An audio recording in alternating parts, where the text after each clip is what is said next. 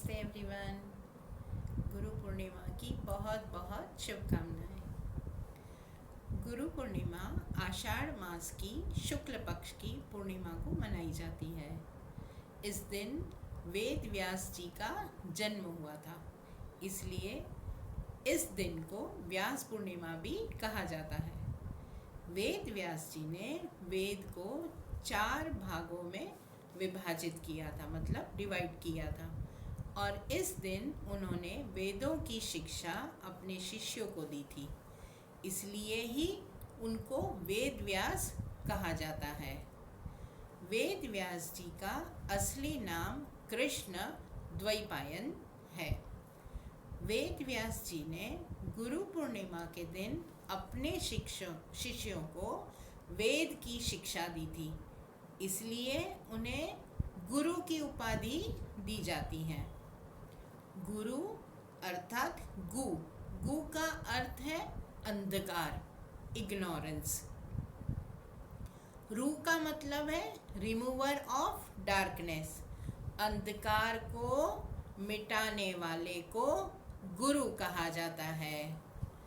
गुरु पूर्णिमा का दिन बहुत महत्वपूर्ण है, क्योंकि इस दिन हम अपने गुरु की पूजा करते हैं और उनसे जीवन में ज्ञान के मार्ग पर चलने का मार्गदर्शन और आशीर्वाद लेते हैं। हम प्रार्थना करते हैं ना स्कूल में, गुरु ब्रह्मा गुरु विष्णु गुरु देवो महेश्वर गुरु साक्षात् परब्रह्म तस्मै श्री गुरवे नमः। गुरु की तुलना ब्रह्मा, विष्णु और शिव जी से की गई है। वह साक्षात परब्रह्म है। आओ आज के इस पावन पर्व पर हम अपने गुरु का ध्यान करते हैं और उनसे ज्ञान के मार्ग पर चलने का आशीर्वाद मांगते हैं। आप सब कृष्ण भगवान को जानते हैं ना? उनको भी उनके माता पिता ने गुरु जी के पास भेजा था। आइए उनसे जुड़ी एक कहानी आपको सुनाते हैं। कहानी सुननी है सबको। कृष्ण के गुरु जी का नाम ऋषि सांदीपनी था। वे अपने गुरु के पास शिक्षा भी लेते थे और गुरु जी के आश्रम के सारे काम भी करते थे। एक दिन गुरु माता ने कृष्ण और सुदामा, जो उनके फ्रेंड थे, उनसे कहा कि खाना बनाने के लिए जंगल से लकड़ी ले आओ। बच्चों, पहले गैस तो होता नहीं था, तो चूल्हे पर ही खाना बनाते थे और उसके लिए लकड़ी की आवश्यकता होती थी। कृष्ण और सुदामा कभी भी बड़ों की बात नहीं टालते थे। वे तुरंत बोले, जी गुरु माता, हम अभी जाते हैं। वे तुरंत कुल्हाड़ी और रस्सी लेते हैं, क्योंकि आते समय उन लकड़ियों को गठरी में बांधना भी तो होता है। ये होती है किसी भी काम को करने से पहले की तैयारी। जब हम कभी भी कहीं भी जाते हैं तो सब चीज़ों की पूरी तैयारी करके जाना चाहिए। हमें पहले ही सोच लेना चाहिए कि रास्ते में कौन कौन सी चीज़ों की ज़रूरत पड़ेगी, ताकि काम अधूरा ना रह जाए। कृष्ण और सुदामा जंगल में पहुंचे और लकड़ी काटने लगे। अचानक आसमान से जोर जोर से बिजली कड़कने लगी। इतनी तेज आवाज, जोर जोर से बिजली कड़कने लगी और फिर बारिश शुरू हो गई। ऐसी बारिश गिरी, तेज बारिश गिरी। धीरे धीरे अंधकार छा गया बच्चे बहुत डर गए, ऐसे डर गए बच्चे, बहुत तेज तेज डर गए। तेज बारिश, घना अंधेरा और बालमन छोटे से बच्चे, डरना तो बहुत ही स्वाभाविक था। आपको भी डर लगेगा ना, अगर बारिश हो जाएगी, अंधेरा होगा, कोई दिखेगा नहीं तो डर लगेगा कि नहीं लगेगा। ऐसे ही वो डर गए। वे दोनों एक पेड़ के नीचे चुपचाप बैठ गए ऐसे। उधर जब गुरुजी आश्रम में आए तो उन्होंने देखा, गुरु माता से पूछा। गुरुजी ने क्या पूछा?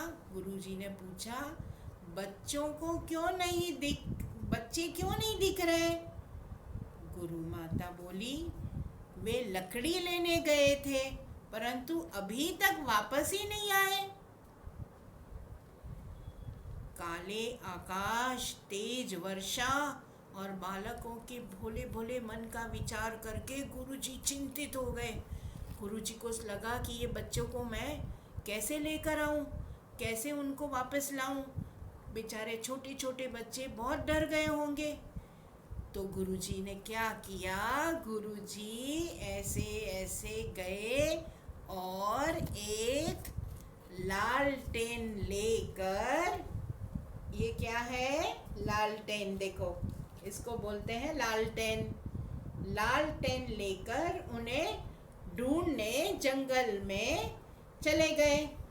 लालटेन कैसा होता है? देखो ऐसा एक पूरा बना होता है, उसके अंदर एक छोटा सा, यहाँ पे पहले लोग दिया लगाते थे। आपने कंडील देखी है ना? आजकल कंडील चलाते हैं पतंग के साथ में, वो भी ऐसी लालटेन जैसी ही होती है। और यहाँ पर पहले दीपक लगाते थे और केरोसिन से या तेल का दीपक लगा के उसमें लगाते थे और ऐसे ये बंद हो जाता था और फिर इसको लेकर जाते थे। और जब लाइट नहीं होती थी तो इसी के सहारे सहारे रास्ता ढूंढते थे।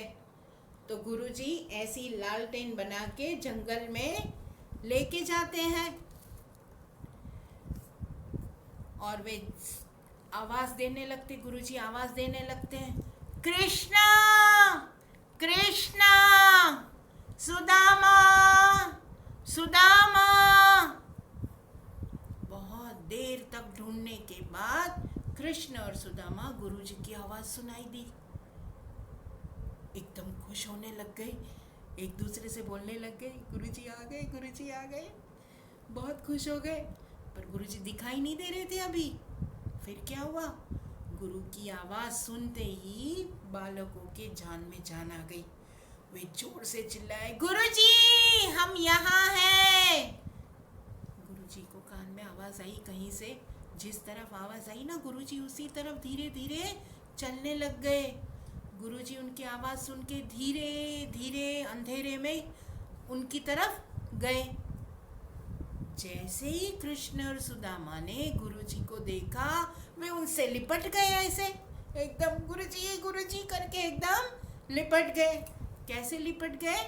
जैसे आप कभी मम्मी पापा से अलग हो जाते हो और आपको डर लगता है तो मम्मी पापा को लिपटते हो ना, ऐसे जोर से लिपट गए गुरुजी से और गुरुजी करने लग गए। गुरुजी ने उनके सिर पे बहुत ऐसे ऐसे करके प्यार किया और गुरुजी ने प्रेम से बालकों के सिर पर हाथ फेरा और कहा, क्या कहा? घबराने की कोई आवश्यकता नहीं है, अब मैं आ गया हूँ। फिर से सभी आश्रम में आ गए।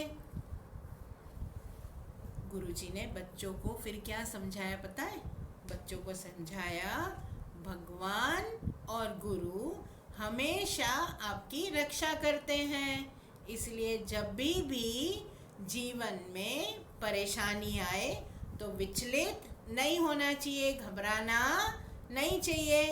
हिम्मत से भी काम ले सकते हैं हम, ठीक है ना? हिम्मत हारनी नहीं चाहिए, हिम्मत हारनी नहीं चाहिए। ईश्वर और गुरु, ईश्वर मतलब भगवान, ईश्वर और गुरु को सच्चे मन से याद करके समस्या मतलब कोई भी प्रॉब्लम आती है ना तो उसका सामना करना चाहिए। बच्चों, हमें भी स्ट्रांग बनना है। कैसा बनना है? स्ट्रांग बनना चाहिए और डरना नहीं चाहिए।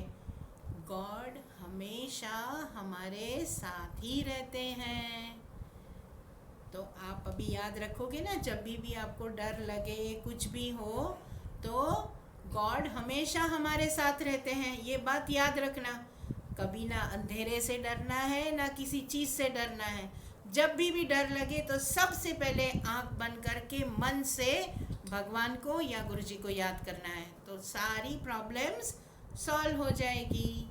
Once again happy Guru Purnima. नमस्ते।